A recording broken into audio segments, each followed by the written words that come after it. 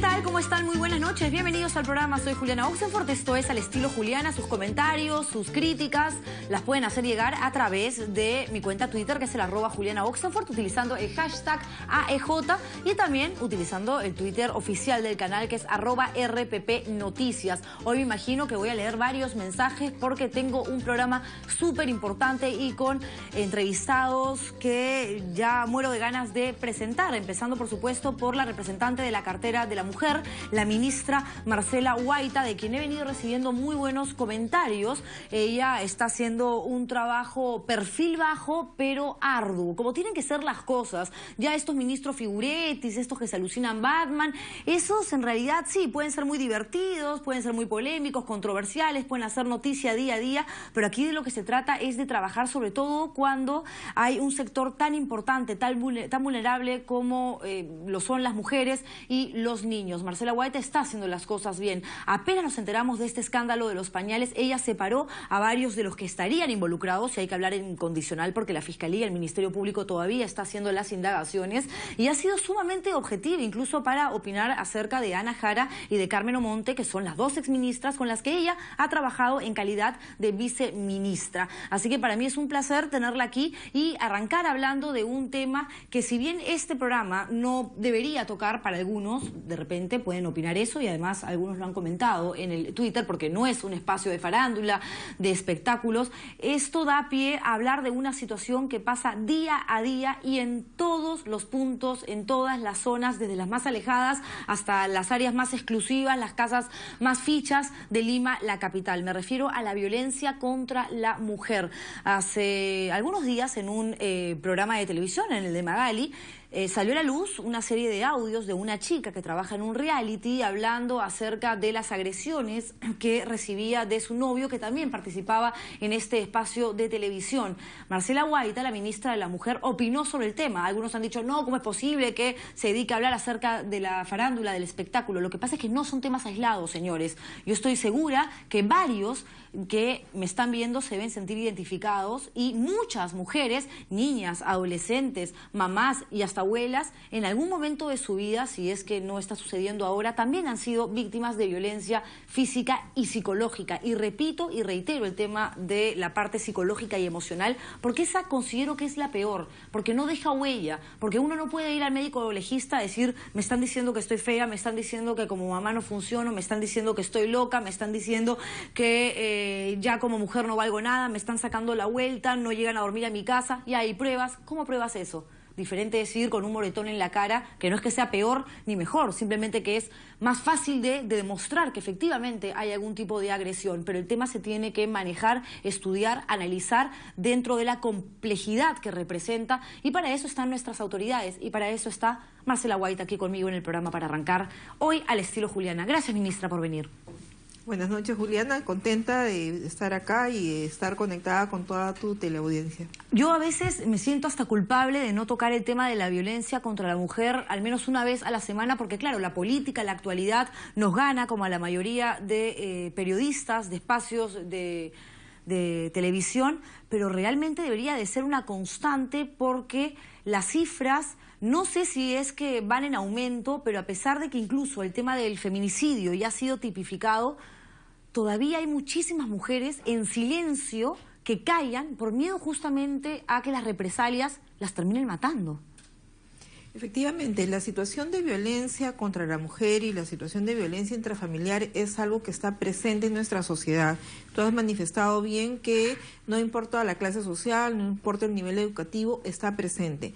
Sí hay una tendencia, de acuerdo a las estadísticas del INEI, a la disminución de esta situación. Sin embargo, lo que tenemos que hacer es romper el silencio, hablar, buscar ayuda, denunciar, y esto se está consiguiendo, con los medios de comunicación que abordan el tema, se consigue que haya un rechazo social cada vez más grande, y hay también confianza en los servicios, y por eso el número de denuncias aumenta. Entonces, pareciera, hay una sensación de que cada vez hay más personas que están siendo violentadas. La tendencia en general es que esto disminuya, pero sí tenemos más denuncias porque la gente se está animando a hablar, la gente está rompiendo el silencio, especialmente las mujeres están buscando ayuda, y hay servicios, y y esto es lo más importante, servicios especializados para esa atención. Claro, pero cuando se trata de una agresión física es mucho más fácil detener al agresor, trasladarlo a la comisaría y si hay las pruebas evidentemente del caso y la investigación concluyen que este tipo tiene que ir preso, se va a la cárcel y punto. Pero ¿qué pasa con el maltrato psicológico, con ese que mella en la parte emocional de las mujeres? Felizmente ahora también hay ya todo un desarrollo para verificar el daño psicológico. Nosotros, por ejemplo, en los centros de emergencia mujer trabajamos con justamente un apoyo psicológico para determinar esta situación. Además de un apoyo especializado en el ámbito social y en el ámbito legal, la cuestión psicológica es importante y ya hay un protocolo para determinar el daño psicológico. Entonces, cuando hay ese tipo de violencia, normalmente se da una situación de daño físico y de daño psicológico. Efectivamente, es más difícil probarlo, pero sí se cuenta con medios para determinar ese daño. ¿Y ese agresor psicológico puede ir también incluso preso, ministra? Sí, por supuesto, porque la valoración del daño que se hace va a poder probarse en la fiscalía, porque esto lo determina la medicina legal, y va a haber consecuencias de lesiones de todas maneras que van a ser valoradas y podría ir a la cárcel una persona probándose ese daño. Y en el caso, por ejemplo, específico de estos dos chicos que se han convertido en noticia, además son muy populares porque aparecen en un reality de televisión de señal abierta y que se han convertido, o ella mejor dicho, se ha convertido como que en el símbolo del maltrato a la mujer, al menos en estos últimos días. Algunos han criticado el apoyo abierto que usted le ha dado a esta chica Angie Arizaga, si no me equivoco es su nombre. Nosotros como Ministerio de la Mujer brindamos apoyo a todas las personas, miembros de la familia que puedan sufrir un tipo de violencia intrafamiliar. No hay una distinción si son personas públicas, si no lo son, si tienen capacidad económica o no. Ya las personas determinan si continúan con nuestros servicios o no. En este caso particularmente a mí me parece sumamente importante distinguir, y sobre todo a los adolescentes, a los jóvenes que siguen estos programas, distinguir entre los personajes públicos que son parte de un show y las personas de carne y hueso que tienen problemas al igual que todas las familias y que no se tienen que ventilar de esta manera porque al haber sido expuestos públicamente en una situación que existe, que se tiene que superar, que se tiene que tratar, todo el mundo se siente con la capacidad de opinar si debió, si no debió, qué tienen que hacer, y eso es algo que estas personas tienen que saber, que es un ámbito no del personaje del show, sino de estas personas que son adultas y que tienen que asumir responsablemente esta relación. No, totalmente de acuerdo, y tengo entendido que la chica al principio no quería ningún tipo de apoyo del Ministerio de la Mujer, pero que después accedió a través de una llamada suya. Nosotros nos hemos acercado a la familia, hemos brindado nuestro servicio para saber cuál es la situación de ella y lo que nos han respondido es que en ese momento no era necesario, entendemos que ella ya tiene un apoyo, pero el servicio está para cuando ella lo requiera. Y para cualquiera, y esa es la pregunta que viene a continuación, ¿se dan abasto en el Ministerio de la Mujer? ¿Cuántas consultas reciben diariamente? Nosotros en lo que va del año ya tenemos más de 28.000 casos que vamos atendiendo y nuestro servicio es especializado en problemática de violencia. Muchas veces esa problemática viene con algunas otras situaciones como por ejemplo problemática de alimentos o de tenencia y ahí nos apoyamos con los servicios que también da el Ministerio de Justicia y por supuesto hay algunas veces que las familias, las personas tienen capacidad económica para buscar sus propias asesorías y nosotros seguimos con los casos que normalmente no pueden afrontar. Pero hay una intervención en el momento de crisis que es muy importante en los centros de emergencia mujer. Qué bueno que menciona este tema, ¿no? Este aspecto de la tenencia. En Europa, por ejemplo, hablándolo otra vez con un colega que trabaja en Portugal, me decía que la tendencia es que la tenencia de los menores sea compartida y que se ha descubierto a través de algunas investigaciones que ya se han hecho allá, que esto es terrible para los chicos porque no saben dónde viven, o sea, no tienen ese arraigo, esa ancla que finalmente los hace sentir que pertenecen a un hogar, por más de que ese hogar esté conformado por 1, 2 o 17 personas. Acá en el Perú se ven muchas injusticias en el Poder Judicial. Sucede que, caramba, o sea, de pronto criaturitas que están en pañales, criaturitas que ni siquiera pueden expresar su voluntad, de pronto pueden salir con la persona que no los cría, sea el papá o la mamá, durante 8 o 9 horas a la calle, y ese niño ¿cómo va a registrar algún tipo de peligro? ¿Cómo va a llamar a su mamá o a su papá para decirle que no le gusta algo que está viendo, que la comida que le dan, porque la persona que se lo llevó ni siquiera lo conoce o la conoce, no le gusta? ¿Por qué? ¿Por qué están sucediendo ese tipo de cosas? ¿Y qué puede hacer el ministerio para contrarrestar estas decisiones a todas luces absurdas de parte de algunos jueces? A ver, evidentemente cuando hay una ruptura de la pareja hay una consecuencia con los niños. Sin embargo, hay una norma que todos los jueces y todos los operadores, abogados, debemos respetar, que es el interés superior del niño. Por supuesto. En virtud del interés superior del niño es muy importante mantener el vínculo tanto con el padre como con la madre. Si ya no viven juntos, es necesario ver que este vínculo crezca, que este vínculo se cultive, y por eso es que se da esas situaciones de tenencia compartida, de poder tener visitas, de pasar el fin de semana con uno de los padres, las navidades, y esto a medida que los niños crecen tiene que ver también la voluntad de ellos. Hay en los juzgados de familia, hay la posibilidad que los niños ya cuando son más grandes participen y digan también cómo se sienten, qué es lo que ellos quieren, porque son sujetos de derecho y pueden expresarse. Sí. Tengo entendido que a los 7 años pueden opinar, pero recién a los 12 podrían decidir, ¿no? En el caso de las mujeres hay una diferencia ahí, ¿no? Se tiene en cuenta el sexo, la edad, claro, pero también el vínculo que se haya generado con los padres. No es un tema rígido y por eso es muy importante la especialización de los jueces de familia, los fiscales de familia, para que vean, es un equipo multidisciplinario.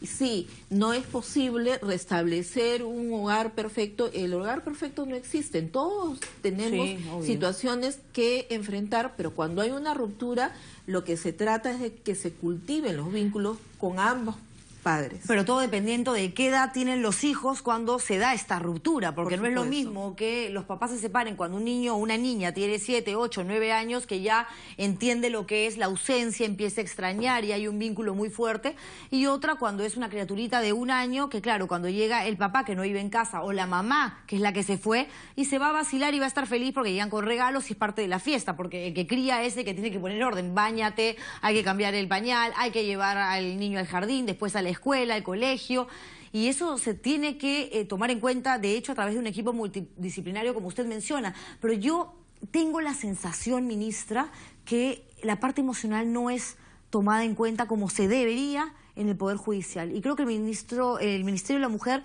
podría hacer incluso mucho más, porque es, pasa plata, ya, tiene derecho, o sea...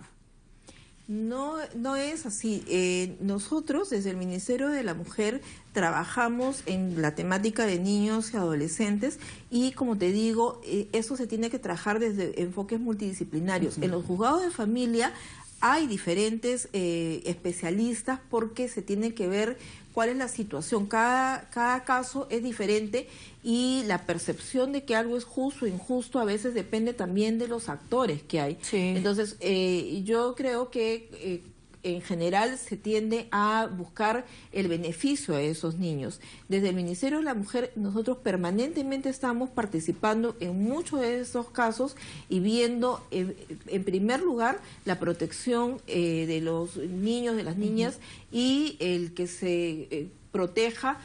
Si hay una situación de violencia familiar, se tiene que entrar en un tratamiento porque las personas por sí mismas no basta que quieran hacerlo, tienen que recibir apoyo para poder permanecer y mantener ese vínculo con su familia. Y para recibir apoyo también uno tiene que reconocer que hay un problema, porque hay un montón de personas, mujeres por ejemplo, que saben que están siendo golpeadas, saben que están siendo maltratadas, las amigas, la mamá, la gente más cercana les dice anda y denuncia, y ella dice no, pero lo hace porque me quiere, ya va a cambiar, las cosas van a estar mejor, y al día siguiente esa persona aparece muerta. Hay una baja autoestima en muchas de las personas que sufren violencia en la relación de pareja, especialmente las mujeres. Esta situación, además, muchas veces es aprendida. Nosotros, lamentablemente, crecemos en familias que son autoritarias, en donde hay presencia de violencia y, por lo tanto, aceptamos esto como algo normal. Y cuando desarrollamos nuestras relaciones de pareja, también tenemos tendencia a reproducir patrones. Para cambiarlos hay que estar alerta, hay que hacer un esfuerzo mayor de cómo resolvemos nuestros conflictos. Un tema fundamental es cómo resolvemos los conflictos. El conflicto siempre va a estar presente en toda relación social, en toda relación de pareja, en todas las familias. ¿Cómo se resuelve? ¿Cómo aprendemos a resolverlo de una manera no agresiva, de una manera no violenta? Eso es algo que desde el Ministerio de la Mujer estamos trabajando, especialmente vinculándonos con el sector educación para trabajarlo desde los niños. ¿Seguimos estando, ministra, en el segundo lugar en cuanto a feminicidios de América Latina? Nosotros tenemos en lo que va del año ya 45 casos de feminicidio, 87 casos de tentativas, de acuerdo a los registros que en el Ministerio de la Mujer tenemos. Este tema de un ranking en América Latina, digamos que es discutible porque depende del número de casos que se registra, pero hay países que tienen un mayor número de habitantes, hay países que tienen un menor número de habitantes, entonces es relativo. Lo que a mí me parece fundamental es que como país tenemos que rechazar cualquier muerte en esas circunstancias. Ya hemos logrado que se tipifique el delito de feminicidio porque nos parece una situación sumamente grave y ahora en lo que estamos trabajando es que esto se implemente y se sancione de una manera ejemplar. Leía, justo ahora sacando información para esta entrevista, lo que había mencionado con relación a las tristes declaraciones del congresista Eguren sobre el aborto por casos de violación sexual. ¿Cuál es su postura al respecto? Bueno, yo manifesté en ese momento que creo que personas como los congresistas, a quienes yo respeto en términos generales, no pueden abordar ese tipo de situaciones tan dramáticas de una manera ligera y sin estudiar y sin prepararse. Las palabras del congresista Eguren evidenciaban que desconocía una materia sobre la que tiene obligación de conocer para poder legislar. No, además es el presidente de la Comisión de Justicia y cuando estuvo aquí sentado me sacaba información que había sacado extraído de Google.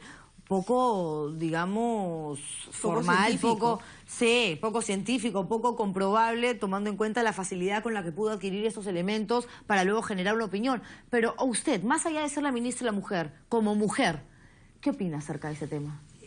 Las situaciones de violación son muy dramáticas y cada mujer lo vive de una manera diferente. Es verdad que esto tiene que ser normado y ello le corresponde al Congreso.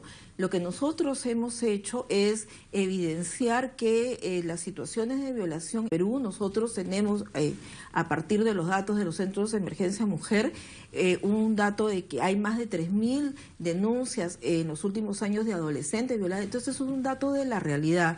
Y esto se tiene que regular y nosotros alentamos la discusión. Seremos como Poder Ejecutivo respetuosos de lo que decía el Congreso, pero la discusión tiene que ser alturada, tiene que ser seria y yo he invocado como ministra de la Mujer a que se escuchen las voces de las mujeres porque son ellas las que sufren las consecuencias de las violaciones. Puedo concluir, por lo tanto, que su respuesta al respecto es que si una mujer ha sido ultrajada y está de pronto llevando un embarazo obviamente no deseado y que le genera además un trauma extra a esta agresión terrible, debería de tener la capacidad de decidir si quiere continuar con la gestación o no. Mira, en el Perú, en la realidad, no hay mujeres que estén en la cárcel por una situación de aborto por violación. Lo que pasa es que ya en el Código Penal la pena se reduce al mínimo, a 3 meses, es decir, no hay una pena efectiva y nadie va a la cárcel.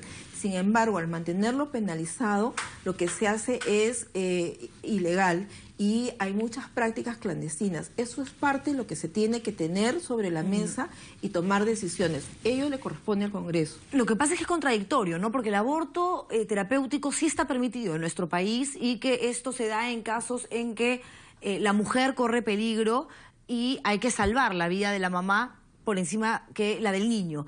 ¿Y qué pasa con la violación? Porque un niño que venga al mundo con una mamá que no lo quiere, que no lo va a poder siquiera ver, quizás, puede que sí, puede que no, es muy relativo, por lo tanto, es muy complejo el tema. Pero si ese niño no recibe amor, si ese niño no es abrazado por su mamá, lo más seguro es que termine sucediendo lo que pasó luego de la Segunda Guerra Mundial, que todas esas mujeres que tuvieron que salir a trabajar porque los maridos estaban en la guerra y se prostituían porque no sabían otra manera, no conocían otra manera, en medio de la miseria de ganarse la vida, tenían hijos, los daban en adopción recién nacidos o los abandonaban y el 50-60%, no me acuerdo exactamente la cifra, moría por falta de amor. Pero fíjate, en el caso del aborto terapéutico eso está contemplado en el Código Penal como una posibilidad de no penalizada y no se regulaba y por lo tanto no se podía ejercer en la práctica. ¿Qué es lo que pasaba? En los hospitales que tenían un protocolo, entonces se podía practicar en bajo determinadas causales. En aquellos hospitales que no se tenía protocolo dependía de la decisión del médico. Entonces era muy discriminador. Recientemente y después de 90 años se llegó a reglamentar el aborto terapéutico a través de un protocolo. Entonces, estos son procesos importantes que están marcando, yo creo que históricamente, los derechos de las mujeres. Y hablando de derechos, ¿qué me dice de esto que ha sucedido y que se ha convertido, de hecho, en una de las noticias más resaltantes de los últimos tiempos en los Estados Unidos, donde se ha legalizado el matrimonio entre personas del mismo sexo? Bueno, esto en Estados Unidos ha sido saludado por el propio presidente y hay un comentario que poco se ha relevado pero que a mí me parece interesante. De los 5 jueces de la Corte Suprema que dieron, digamos, un voto positivo para esta sentencia, 3 son mujeres. Y esto yo creo que confirma el hecho de que cuando en un espacio de toma de decisiones hay una masa crítica de mujeres, comienzan a haber reformas de este tipo que tienen que ver con visiones nuevas y, como digo, hay creo que desarrollos importantes que se pueden ver. Sí, pues además no hay un solo estudio, investigación que determine que 2 papás o 2 mamás no puedan criar y hacer feliz a un niño o a una niña, ¿no? Sin embargo, aquí en el Perú estamos todavía muy lejos de que una situación así siquiera se plantee, porque el tema, la propuesta de Carlos Bruce de la Unión Civil quedó en nada y seguramente va a ser el próximo Parlamento el que lo debata nuevamente, lo ponga sobre la mesa y se tome una decisión. ¿Con la Unión Civil se estaba de acuerdo usted? ¿La apoyaba?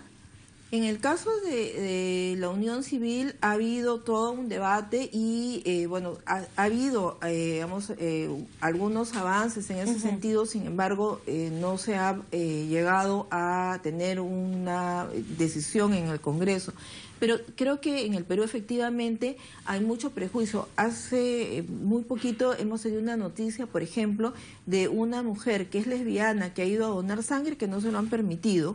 ¿Por qué? Porque en el listado dice que un grupo que no de riesgo son las personas homosexuales. Yo creo que eso es puro prejuicio.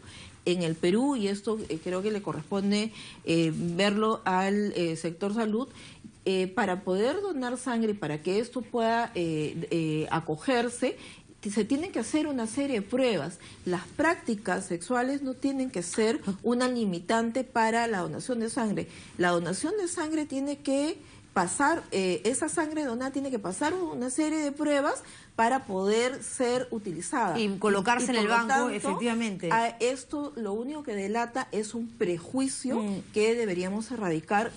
Y muchos otros más. No, y lo de la unión civil, el hecho de que no se acepte, que no se convierta en una ley, es un prejuicio también, porque lo que dice la Constitución es que todos los peruanos somos iguales ante la ley y las personas del mismo sexo y que tienen una relación y los heterosexuales que apoyamos esta causa, creemos que acá se trata solamente de que puedan adquirir juntos un bien, de que uno pueda heredar al otro, de que uno pueda tomar una decisión en una clínica, por ejemplo, si alguna de las partes tiene un problema de salud y que no sean los familiares, y eso es lo mínimo que pueden exigir, ni siquiera solicitar, porque se trata de un derecho de las personas del mismo sexo, no dos hombres, dos mujeres. Y este es un grupo que también sufre de violencia intrafamiliar, porque justamente por ese tipo de prejuicios hay una violencia. Nosotros de los centros de emergencia mujer también atendemos este tipo de casos y hay una necesidad de especializarse, de escuchar, porque justamente en el marco de la familia también se ejerce violencia contra este grupo y eso también es algo que se tiene que discutir y se debe conocer. ¿Y cómo se está manejando el tema de las adopciones?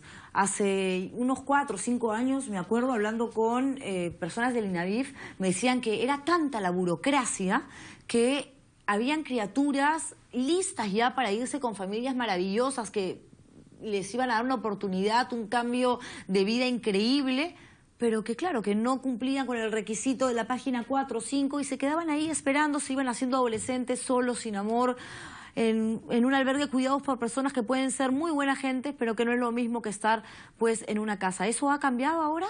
Nosotros tenemos ahora una dirección de investigación tutelar cuyo objetivo justamente es de disminuir el tiempo de la investigación porque hay que demostrar una situación de abandono de estos niños y niñas. Hay una decisión del Poder Judicial que es la que declara el abandono y el proceso de adopción en términos relativos dura poco. Sin embargo, es muy importante que se conozca que hay niños en situaciones, digamos, de especial posibilidad de ser adoptados cuando son hermanitos, cuando estos niños son mayores de 9 años o cuando tienen algún tipo de discapacidad. Las familias que buscan adoptar muchas veces piden niños muy pequeños que no tengan ningún tipo de discapacidad y que incluso ponen algunos requisitos que los padres no puedan haber tenido determinadas enfermedades y por lo tanto el número de niños que tienen esas características es menor. Son menos porque justamente esos niños no son los que se abandonan. ¿Y qué pasa, por ejemplo, si una mujer, una chica sola, accede al INAVIF y dice quiero adoptar a un bebé? Y resulta que esta mujer es lesbiana y lo va a criar mañana o la va a criar a esta pequeño con su pareja. ¿Ustedes detectan eso y por una cuestión legal tienen que retirar al niño de la casa? Para poder adoptar, se puede adoptar una persona soltera, una persona casada, una persona en unión. Lo que se hace es primero una evaluación de la condición psicológica, social, económica de la familia o de la persona para ver las condiciones en donde este niño o niña va a ser adoptado. Por lo tanto, primero se tiene que hacer ese análisis y luego ver esta posibilidad de adopción. No hay una situación en donde, digamos, de partida, digamos, esta persona o este grupo o estas condiciones no se tienen que dar. Hay un análisis porque para cada niño hay una familia especial con determinadas condiciones que nosotros esperamos que estén listos para adoptar. En lo que va del año, estamos julio, un poco más de la mitad, ¿cuántos niños han sido adoptados en el Perú?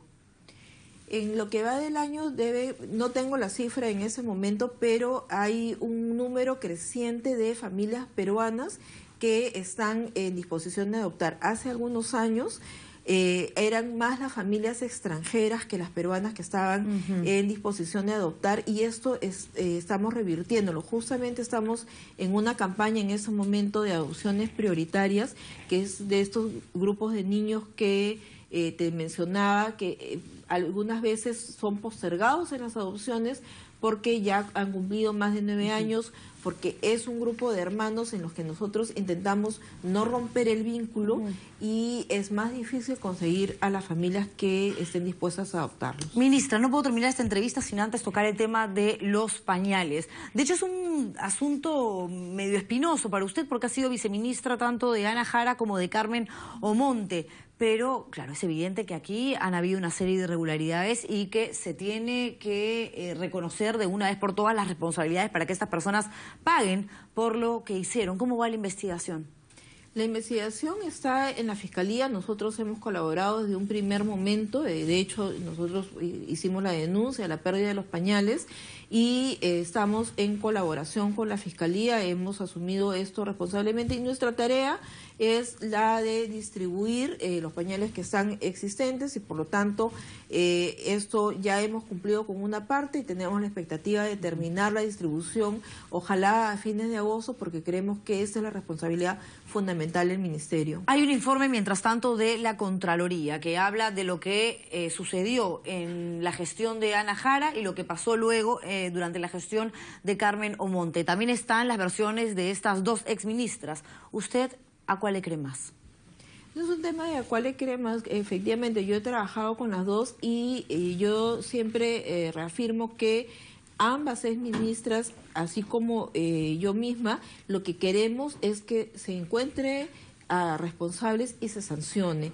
Las ministras no tienen una intervención directa en este tipo de procesos y lo que sí corresponde es la investigación y la determinación de responsabilidades. Claro, pero fue durante la gestión de Ana Jara que se pidió comprar y de una manera inmediata este número exageradísimo de pañales, cuando lo que se ha determinado, según la Contraloría, la Fiscalía sigue investigando, es que no había la necesidad y que tampoco ni siquiera la capacidad de almacenar tal cantidad de pañales. Por eso es que los movieron de un lugar a otro, el Villa El Salvador, algunos se pudrieron, se llenaron de bichos. ¿De eso no tenía conocimiento la ministra? A ver, la ministra Jara en su momento ha explicado que había, digamos, una compra de pañales porque esto estaba frente a situaciones de emergencia que, por ejemplo, en su periodo se distribuyeron estos pañales en Arequipa porque había una situación de emergencia. Efectivamente, los almacenes tenían algunas deficiencias, pero ya se había dejado en febrero, que es cuando hay el cambio de una ministra a otra, almacenes para el traslado de los pañales. Ahí ha habido, yo creo que como producto también de las transferencias, una demora en el traslado y la tarea de la distribución es la que le corresponde a la siguiente gestión. Lamentablemente, digamos, hay una pérdida de los pañales, que es lo que se tiene que determinar, y a nosotros nos ha tocado asumir más bien esta última parte de terminar la distribución, que felizmente ya tenemos a partir de los alcaldes una demanda que digamos, ya cubre todos los pañales en existencia, y lo único que estamos haciendo es coordinando para las entregas finales. Cualquiera pensaría que, siendo usted la titular de la cartera de la mujer, justamente es de las ministras, de los ministros, la que más cercanía debería de tener, o un diálogo más directo y continuo con la primera dama, Nadine Heredia. ¿Es amiga suya? ¿Hablan constantemente? Esto ya es más por chismosa que por otra cosa. La primera dama no es una persona amiga, no soy una persona con la que hable, digamos, continuamente. Yo la reconozco como una líder política. Yo estoy muy contenta que haya un partido político, como otros partidos políticos que tienen líderes mujeres, porque nosotros estamos trabajando por promover la participación política de las mujeres, por promover la alternancia en las candidaturas, en las listas de candidatos al Congreso, y lo que ningún partido puede negar es que hay mujeres capaces, mujeres líderes, y que yo espero que no necesiten una ley para que podamos asumir el compromiso de poner un hombre, una mujer, un hombre, una mujer en las listas y darles posibilidades a las mujeres cada vez más de esta participación. Eso está planteado dentro de la reforma electoral, que todavía sigue ahí en el Congreso, esperando a que los parlamentarios realmente se pongan las pilas y tomen el toro por las astas y realicen estas modificaciones. Pero en el caso de Nadine Heredia, bueno, se han dicho muchas cosas, han aparecido muchas denuncias en su contra, y sus respuestas han incluso exacerbado aún más los ánimos, porque la gente dice, claro,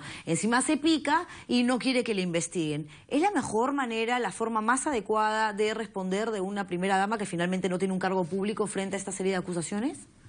Bueno, yo no quiero entrar en la evaluación de si es la mejor o no es la mejor manera. Creo que ella es una persona que tiene un liderazgo político. Hay aquí también una carga muy fuerte en ese tema, y yo creo que los espacios en donde se tiene que dar la investigación tienen también que ser respetuosos y poder dirigir las investigaciones para esclarecer cualquier tipo de hecho que pueda ser materia del análisis. Y para terminar, ahora sí la última pregunta. ¿Qué me dice, porque yo me he quedado muy picona con las declaraciones de Ollanta-Humala en España? Concedió una entrevista a uno de los diarios más importantes, que es El País, y dijo que los medios de comunicación en el Perú están prácticamente manipulados, manejados por las grandes empresas, los intereses económicos. ¿A usted le parece que es así, la verdad? Yo creo que en el Perú, tanto dentro y fuera del Perú, se reconoce que hay libertad de expresión y esto es fundamental para reforzar la democracia. ¿Ejerció su libertad de expresión Ollanta-Humala entonces al decir eso? También. Bueno, entonces, usted ejerza su libertad de expresión y dígame, a ver, ¿qué opina? ¿Le parece bien que haya dicho eso? ¿No nos hace quedar mal a los periodistas, a la prensa en general, a los medios en el extranjero, encima en un país donde supuestamente se están trabajando y hablando de convenios bilaterales? Yo creo que todos tenemos derecho a expresar nuestra opinión y de hecho ustedes como periodistas creo que dan el ejemplo de opinar de una manera libre y por lo tanto el presidente como yo y como todos los ciudadanos también tenemos ese derecho. Yo estoy segura de que usted no piensa así de nosotros. Tan malos no somos. No todos somos iguales. Muchas gracias. Un placer haber conversado con usted, ministra. He estado con Marcela Guaita, la representante de la cartera de la mujer. Nos vamos a ir a una pausa comercial. Yo le voy a responder a Ollanta-Humala luego de la publicidad. Voy a ejercer también mi libertad de expresión y voy a conversar con Pedro Morales. Él es psicoanalista y el tema es las relaciones tormentosas. A raíz también de lo que veníamos hablando justo con la ministra de la Mujer. Y para terminar, Milton Rojas, que es especialista de Cedro, nos va a dar su opinión acerca de este avance en la despenalización del autocultivo de marihuana en Chile con fines medicinales y de hasta recreativos, un asunto que ha generado tremenda polémica y controversia en el Congreso chileno. Volvemos con todo eso y más aquí en el estilo Juliana, no se muevan.